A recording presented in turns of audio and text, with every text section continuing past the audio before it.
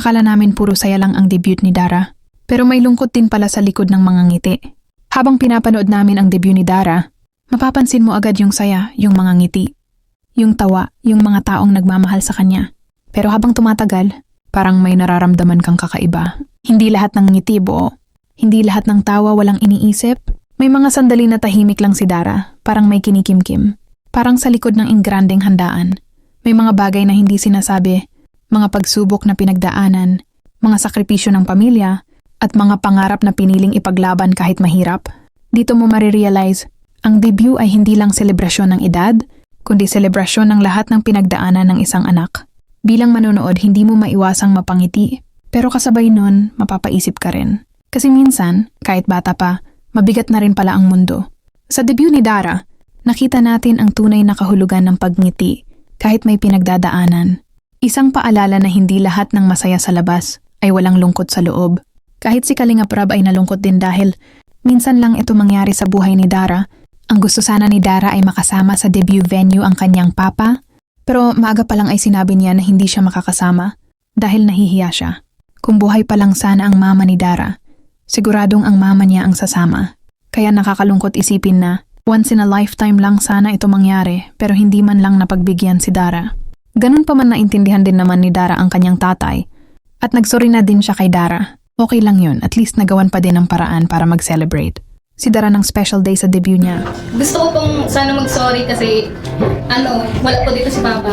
And sana po maintindihan niyo po kung wala po dito si Papa kasi sobrang masusubukan talaga po ito si Papa. Pinipilit ko man po ng habo. Tapos sabi niya, nag-sorry man po siya sa kuya. So, hindi sorry kasi ito kumakapunta sa birthday mo.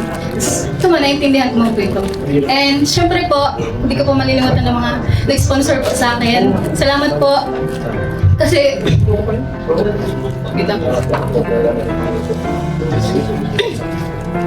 ano po, kasi simula noon hanggang ngayon, sinusuportan niyo pa din ako. Tapos di po kayo tumitigil na supportan ako kasi kahit minsan na lang ako vlog, nandito pa rin po kayo para supportan ako. Tapos ngayon po, sa ano po, hindi ko pa na-expect na ganito po yung birthday party ko po. Kasi ang akala ko po kasi talaga simple lang, talagang celebrate lang, ganyan.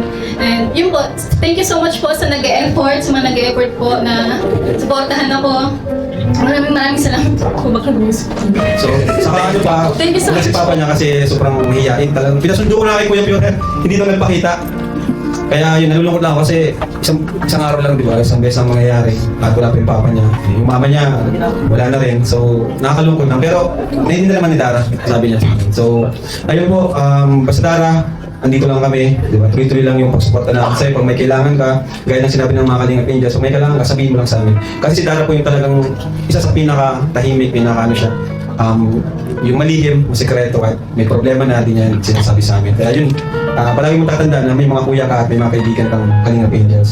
At syempre, yung mga nagmamahal ng mga tita mo, tito, mga sponsors. So yun po, thank you so much. And happy birthday ulit, Dara. So gusto ko lang po Kung isa ka sa mga sumusuporta kay Dara, ang simpleng panunood mo, pagmamahal mo at pag-unawa mo, malaking bagay na yon. Maraming salamat din sa buong team ng Kalingap, kay Kuya Val Santos Matubang, Kalingap Rob, Ate Edna at Jack. Sana tuloy-tuloy na ang pag-vlog ulit ni Kalingap Rob sa main channel niya. Comment ka naman kung masaya ka ba sa muling pagbabalik ni Kalingap Rob. Ingat palagi, and to God be the glory.